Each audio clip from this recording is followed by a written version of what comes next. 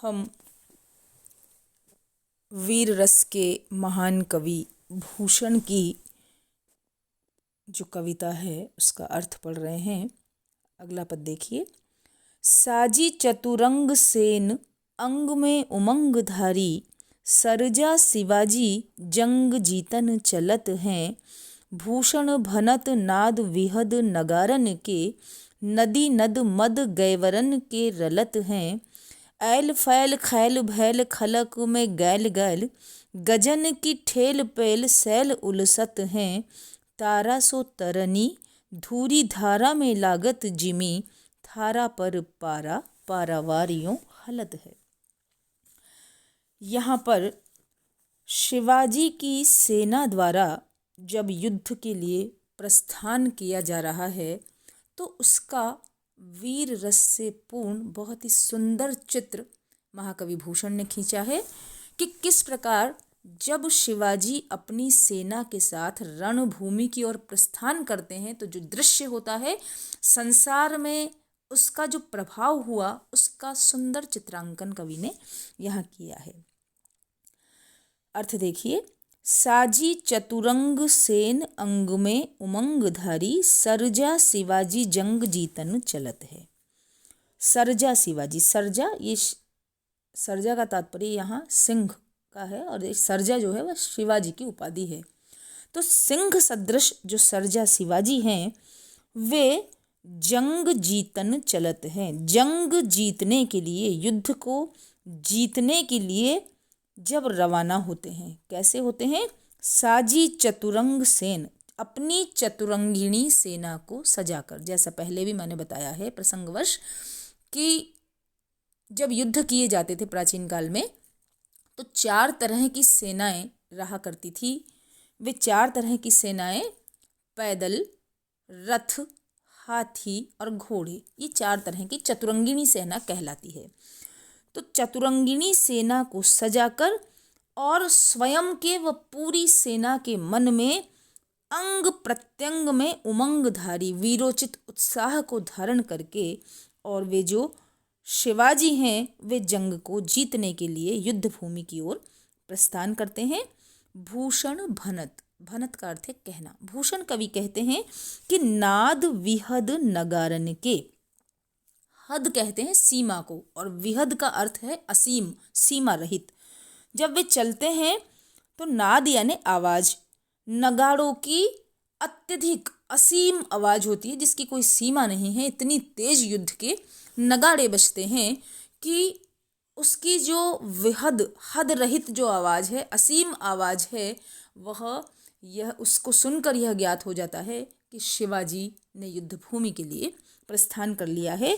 नदी नद मद गैवरन के रलत है। नदी और नद माने तालाब, मद गैवरन, गैवरन का तात्पर्य है गयंद। जो मस्त हाथी होता है, मदमस्त हाथी कहते हैं, वह गयंद कहलाता है और उस गयंद के मस्तक प्रदेश से एक प्रकार का मद स्रवित होता रहता है, झरता रहता है, बहता रहता है। इसलिए हाथी को मदमस्त हाथी कहा जाता है क्योंकि उसके मस्तक प्रदेश से वह मद बहता रहता है। तो नदी नद मद गैवरन के रलत है, रलत माने मिलना, बहना।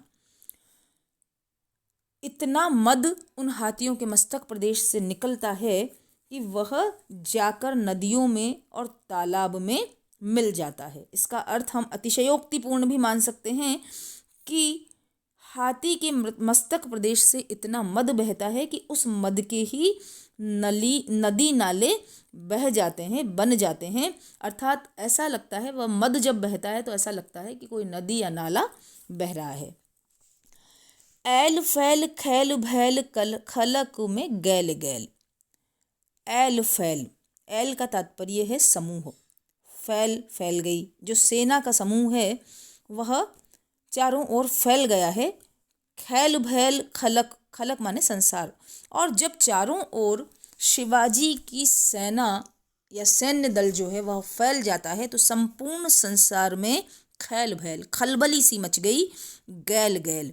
और गली गली में, स्थान स्थान पर गजन की ठेल पेल, हाथियों की धक्का मुक्की चलती है, ठेल पेल चलती है, अर्थात एक दूसरे से टकराते हुए। चतुरंगिनी सेना इतनी बड़ी है कि हाथी परस्पर टकराते हुए चल रहे हैं।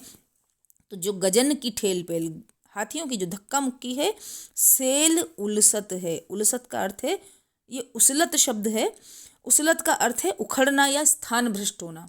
चूंकि हाथी बलवान हाथी हैं, तो जब वे परस्पर टकराते हैं तो उनकी टकराहट से पर्वत भी, शैल भी उखड़ जाते हैं, स्थान भ्रष्ट हो जाते हैं, हिलने लगते हैं। उनकी जो सेना है उसके प्रस्थान मात्र से, उसके चारों ओर फैल जाने मात्र से स्थान स्थान पर, गली गली में, यहाँ तक कि पूरे संसार में खलबली सी मच जाती है।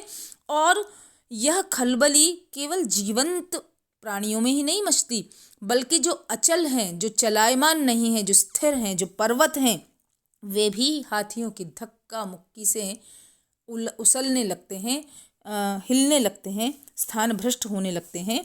तारा सो तरनी धूरी धारा में लगत जिमी। और धूरी धारा, धूल की धारा या गुबार इतना प्रचंड रूप से फैल जाता है चारों ओर, क्योंकि बहुत सारी सेना चल रही है और हाथियों के, घोड़ों के, रथ के चलने से जो धूल उड़ रही है, उस धूल के गुबार से तारा सो तरनी, तरनी कहते हैं सूर्य को, इतनी धूल चारों तरफ होती है कि वह जो सूर्य है, चमकता हुआ सूर्य भी उस धूल के गुबार में ढककर तारे की तरह दिखने लगता है।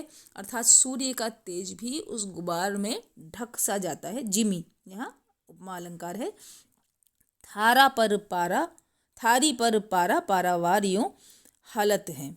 और ऐसा लगता है समुद्र इस तरह कंपायमान हो जाता है, हिलोरे लेने लगता है, हिलने लगता है, जैसे थाली पर रखा हुआ पारा हिलता है। बहुत ही सुंदर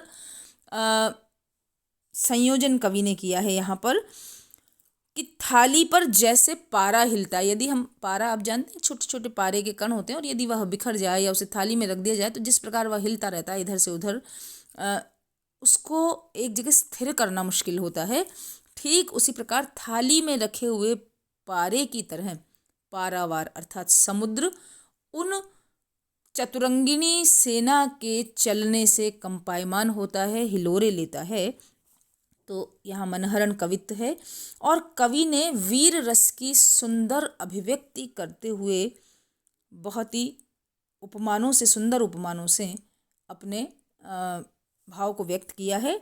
अनुप्रास अलंकार पूरे पद में हमें दिखाई देता है। और शिवाजी की सेना का युद्ध हेतु प्रस्थान का जो चित्रण है उसमें वीर रस की पूर्णतः सृष्टि है।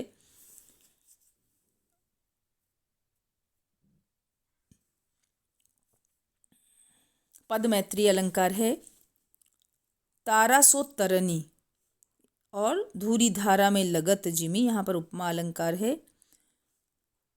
अतिशयोक्तिपूर्ण वर्णन भी है और पारा, पारावार में यमक अलंकार है। इस प्रकार अनुप्रास संयुक्त वीर रस से परिपूर्ण मनहरण कवित्व सचमुच मन को हरण कर लेने वाला बन पड़ा है।